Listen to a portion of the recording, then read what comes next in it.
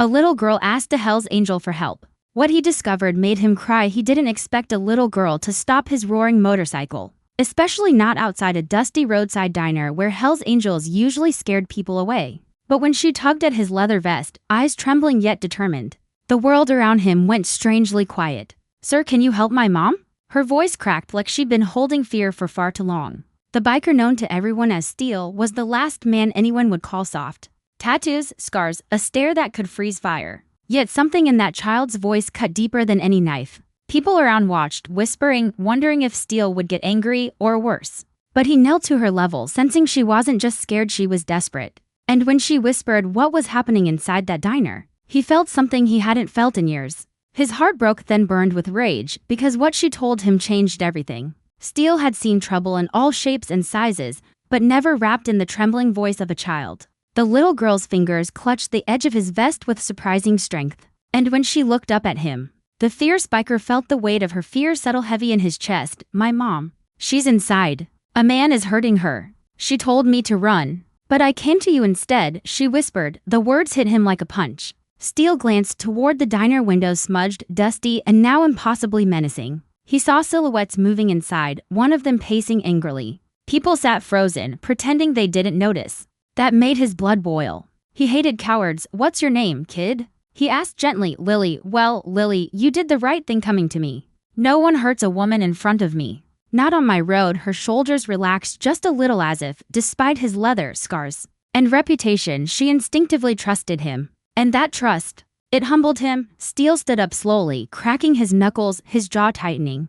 The other bikers from his group watched closely. They knew that look. They'd seen it before, the silent storm right before Steel unleashed hell. "Angel, you good?" one biker asked, using Steel's old nickname, the one only the closest members of the Brotherhood remembered. Steel nodded. "We've got a situation," he explained quickly, and the men didn't hesitate. These were rough men, but they had their own code: protect the weak, punish the wicked, stand by each other until the last breath. As he approached the diner, Lily grabbed his hand again. He looked down. "He said he'd kill her if she screamed," she whispered. Steel's pulse thundered.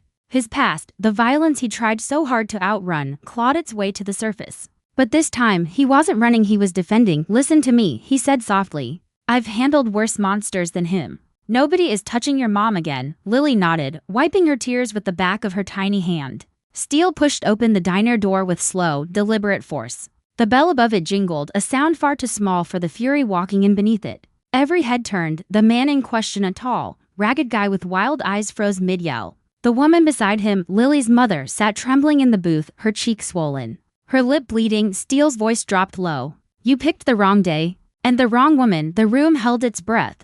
Because hell had just arrived, the man straightened himself, puffing his chest out like a threatened animal. "This ain't your business, biker," he snarled. "Stay out of it." Steel stared at him coldly. "You made it my business when you laid a hand on her. Stand up." The guy laughed bitterly, but there was fear in his eyes. People like him, bullies, were only brave when their victims were smaller, quieter, weaker. In front of someone stronger, their courage crumbled. Lily's mom whispered shakily, "Please, don't." But Steel raised one hand gently, telling her she didn't need to fear him. Another Hell's Angel stepped inside, then another. Their presence filled the diner like a dark, silent wave. The man's bravado vanished. "Who the hell do you think you are?" he barked, trying to steady himself. Steel leaned forward, his voice soft but deadly. "The guy who's going to make sure you never touch her again." The man lunged suddenly, swinging wildly, but Steel caught his wrist in a grip so tight the man gasped.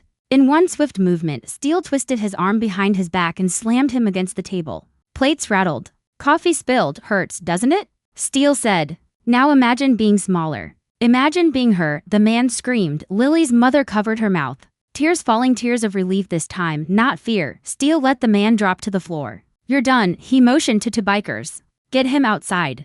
Police will deal with him." They dragged the man out as he cursed and kicked.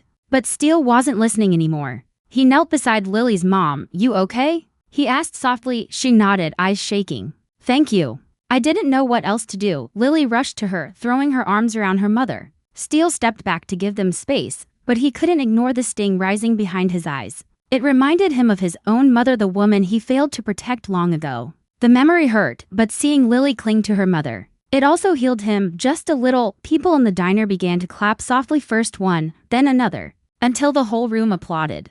Not because they were brave enough to intervene, but because he had done what they couldn't. The sheriff arrived minutes later, recognizing Steele and his crew. But instead of hostility, there was respect. "You did good today," the sheriff said. Steele shrugged. "Just did what needed to be done," as the officers took the man away. Lily looked up at Steele with those big innocent eyes. "You saved her," she whispered. Steele swallowed hard. "No, kid, you did. You were brave enough to ask for help."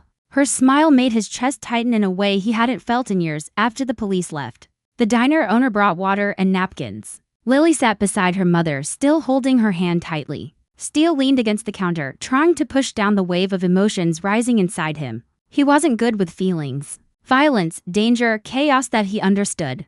But gratitude? Vulnerability? Innocence? Those things hit him harder than any fist. Lily approached him, her small footsteps soft on the diner floor. "Mr. Steele?" He looked down. "Yeah, kid?" She held out a tiny folded piece of paper.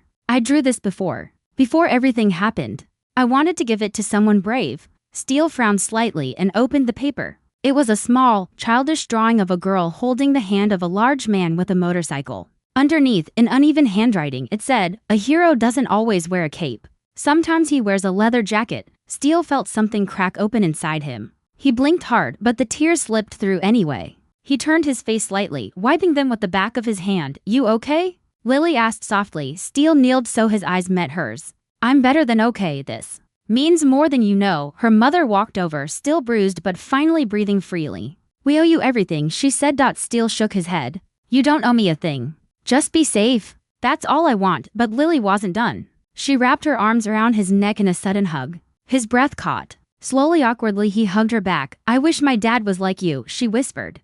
That's what shattered him. Not the fear, not the danger, not the fight. Those words, he closed his eyes, letting the moment anchor him. For years he had seen himself as a broken man, violent, rough, too scarred to be anything good. But this little girl, this brave little soul, saw him as something else. Something he never believed he could be, a protector. A hero. When she finally let go, Steele stood up and cleared his throat. "If you ever need anything at all, you come find me.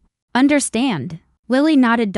He walked toward his motorcycle, wiping his eyes again as his crew followed silently. Not one of them teased him. They knew what this meant. As he kicked his engine to life, he looked back one last time. Lily waved.